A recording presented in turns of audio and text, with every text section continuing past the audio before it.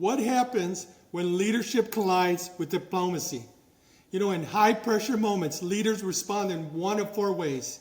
Resistance, which fuels resentment, which then escalates to revenge, when all they truly seek is to step into responsibility. The intense exchange between President Trump, Vice President Vance, President Zelensky is a real-time case study of all these four reactions. At its core, it's attitude.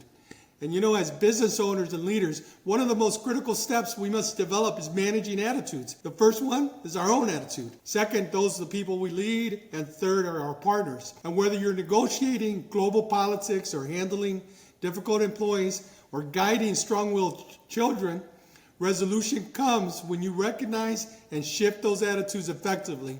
So understanding these four stages will allow you to craft your response wisely, no matter what side of the table you're on. So I'm Bennett Santana. Please hit subscribe on this video or visit my website at bennettsantana.com. So let's watch this our first video here. With us, you have the cards.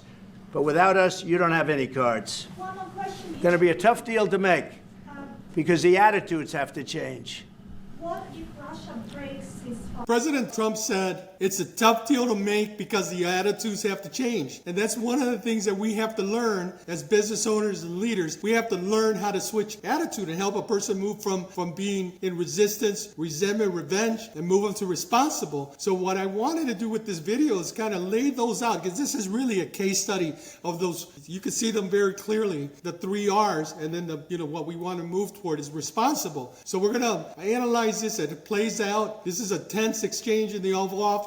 It was a great opportunity to be part of this diplomacy, and I wanted just to jump in there and kind of take a look at it. And so the first R is resistance. Resistance is denial, avoidance, and deflection. And resistance is the first stage. People in resistance really reject reality. They deflect responsibility, and they avoid the tough conversations. So let's look at this here.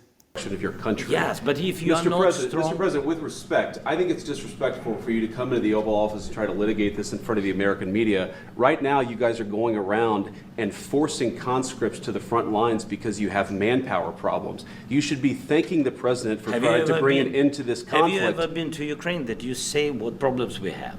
I have been to... Come once. I've actually watched and seen the stories, and In the meeting, President Zelensky resisted acknowledging that Ukraine has a manpower issue and the need for diplomatic negotiations. And so when he said, have you ever been to Ukraine, that you're saying what problems we have. And so if we take a look at that, instead of addressing the question, President Zelensky deflected. He challenges Vance's authority to speak on the Ukraine internal matter. And this is a classic resistance response, avoiding direct engagement, shifting the focus away from the real issue. And so leaders, this is the leadership lesson here, when facing tough conversations, great leaders don't resist or deny. They engage with the facts and they work toward the solution. So in that case, what President Zelensky could have said, yes, you're absolutely right. We're actually sending these folks to the front lines, these conscripts to the front lines. Yes, you're right, absolutely right. We're in this situation. He could say, and then how could we move forward? That's why I'm here. I'd like to move forward. And so it's better to acknowledge the pure facts than just to say, hey, brush it over, be resistant. It's better to say, yeah, you are right. That, you know what, your observation of me is right. And sometimes that happens with our employees, with our family members, and we bring something up. And you know what, this is a short-sightedness here. And they will resist. But what they have to do is just stop, listen, and say, you know what, how bad is it to say, you know what, you're right.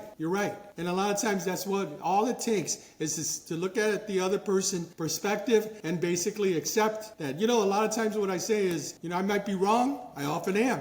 I might be wrong, I often am. And so I take that perspective. Yes, I can be wrong. And in that case, I'm always willing to change. So that's, leadership lesson for you with resistance. So the next area is resentment. And resentment is bitterness, feelings of victimized and passive aggression.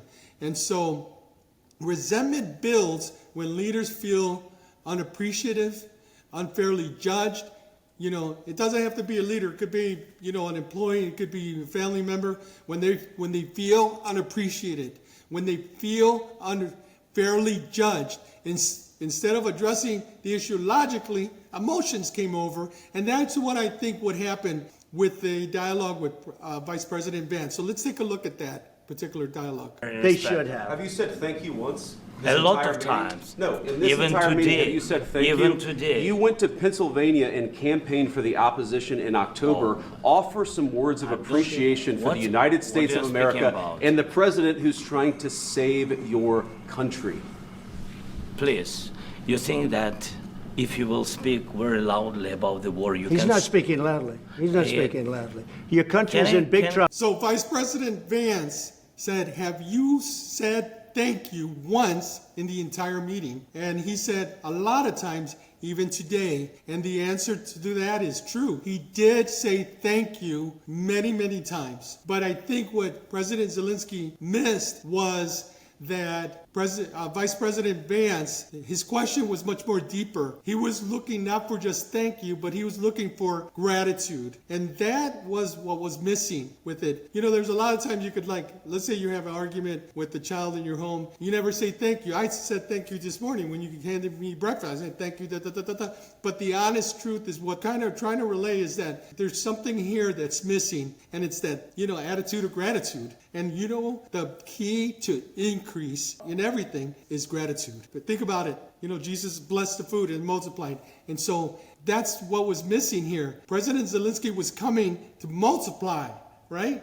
But he missed one little key. He missed the gratitude part. And that came through. And so the reaction, the analysis is this. It was a passive aggressive resentment. Obviously, he felt attacked. You haven't said thank you. You haven't said thank you. He feels unfairly criticized for not expressing enough gratitude despite his previous acknowledgement. And one way to handle that would be, you know what, I hear what you're saying, and I did say thank you many times, but you know what, I don't think you really captured it. And so I want to take this time to basically tell you and thank the American people for all the support that we got. And and how it's truly appreciated, for me as being president and for the people of Ukraine. If he would have just stopped and said that, the whole thing would have just, it was just checked off on the list. That's all it was. It was a couple checks on the boxes, right? But however, resentment clouds judgment. And instead of feeling attacked, the leaders you got to acknowledge your emotions. You got to be, there's one thing I say, when I get criticism, it might be grounded, it might be ungrounded. I may or may not give you authority to make that assessment, but I'm open to talk to you about this. And that's one thing I want to say. It may be grounded, it may not be grounded. He was basically saying, this is not grounded. But when the feelings got into it, and it just got it right there, it was a very interesting moment. And so instead of feeling attacked, leaders must acknowledge the emotions, but they must stay focused on the bigger goal. That's the one thing. When you feel it, stay focused on the bigger goal. And so now the next one is interesting. Very, very interesting, because it's about revenge. And I'm not saying in a, really revenge, I'm going to, that harsh way. I'm saying it's just kind of a subtle way to just mention basic indirect consequences, implied threats, or future repercussions. And that occurred. And so let's go over that and listen to that, because that's a very, very interesting. From the beginning. Sure. First of all, during the war, everybody has problems. Even you, but you have nice ocean and don't feel now, but you will feel it in the future. God bless. You don't know that. God bless. You don't know God that. bless. You Don't- will not you have gotta- a war. Don't tell us what we're going to feel. We're trying to solve a problem. Don't tell us what we're going to feel. I'm not telling you. Because I'm you're in no answering all these position to questions. dictate that. That's Remember exactly what this. you're I'm not You're dictating. in no position to dictate what we're going to feel. You We're will- going to feel very you will good. feel influenced. We're going to feel very I'm good and telling very you, strong. You will feel influenced. You're right now not. So from the very beginning of the war, everybody has problems, even you. But you have a very nice ocean, very big ocean in between, countries. Don't feel it now, but you're going to feel it in the future. He said, God bless, God bless you, God bless you, bless you. And you know what? That's where the whole thing went haywire. Because one, he dealt with something about feelings. And I'm going to tell you something. I learned a big lesson when I was a young man, that someone who had passed away, and I said, I know how you feel. Just simple little saying like that. And the person just, ripped into me. And I realized I do not know how the other person feels. They absolutely can't figure that out. I don't know how you feel. And so I'd rather say, I don't know how you feel. And let's say someone died, or, and you say your condolences, and you turn around and you say, hey, I don't know how you feel, but I care about you as a person. And I've said that to perfect strangers. And that's what this whole thing, the revenge part, and right there is when everything kind of got off the rails right there. So rather than, openly retaliating, President Zelensky hinted of future consequences for the U.S., implying that our current position of security won't last forever. This could be a powerful leadership tool, but it actually risks, may be true. That's, obviously that may be true, implying that the current position of security won't last, but that may be true. And it could be a powerful, leadership tool later, but this wasn't the place to bring that up. And it wasn't the way to bring it up, in this conversation. And so the leadership lesson is, while acknowledging future risks is valid, great leaders will focus on the solutions rather than subtle warnings. And you want to just kind of think of it. This happens every day. You may get into a conversation like, if you don't know, I'm going to quit on you. Or, you get this threat. It happens. Or, you know what? I'm going to pull this away. I'm going to stop this from you. You'll hear this. You're going to get this. And that's typical. It happens all the time. So obviously, we want to move to the next level. We want to move to responsible. And responsible is accepting reality, being solution focused, and thinking strategically. So I want to just listen to this next clip here, because that's kind of where it was the whole purpose of the meeting. Let's listen to it. Broken deals with Obama and Bush, and he might have broken them with Biden. He did, maybe. Maybe he didn't. I don't know what happened. But he didn't break them with me. He wants to make a deal. I don't know if you can make a deal. The problem is, I've empowered you to be a tough guy.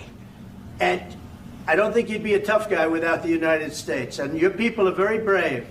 But you're either going to make a deal or we're out. And if we're out, you'll fight it out. I don't think it's going to be pretty, but you'll fight it out. But you don't have the cards. But once we sign that deal, you're in a much better position. But you're not acting at all thankful. And that's not a nice thing. I'll be honest, that's not a nice thing. All right, I think we've seen it. So this is a very good point, and it happens a lot, in business. I'll just repeat what President Trump said. The problem is, I've empowered you to be a tough guy, and I don't think you'll be a tough guy without the United States. And a lot of times when we're business owners, we will empower an employee to be a tough guy, right? They'll have this huge amount of sales. They'll have a business expense account, great salary, all the amenities, and then they basically start thinking, I'm the one who got you this house. I'm the one that got you that boat. I'm the one that got you this and that. And it'll start going to their heads, and they'll start becoming a tough guy. And you'll have to deal with it. I had to deal with that many times. And obviously, the case is a lot of times it happens with our family members and so forth. And so the analysis here is, the statement applies to any negotiation where we're leading a country, managing a business, or handling a difficult employee or child. You can't negotiate effectively until both sides adjust their attitudes and their expectations. And so the leadership lesson that we have today is, the strongest leaders move beyond ego. And that's the one thing that, you have to do. Whether you're in politics or business of life, success comes from knowing when to fight and when to align with solutions. And so I wanted to share this with you, because every leader faces challenges. There's some who resist. There's some that resent. There's some that imply future consequences. But the best, they know when to return to the table with a solution. So the next time you face a conflict, ask yourself, which leader am I going to be? I'm going to move in the 3 first R's of resistant, resentment, revenge, or I'm going to move to responsible. And I just want to encourage you, as great leaders of those countries, Move to responsible. And this is an example for us that we may all move to responsible. So if you like this video, this is Bennett Santana. Please subscribe.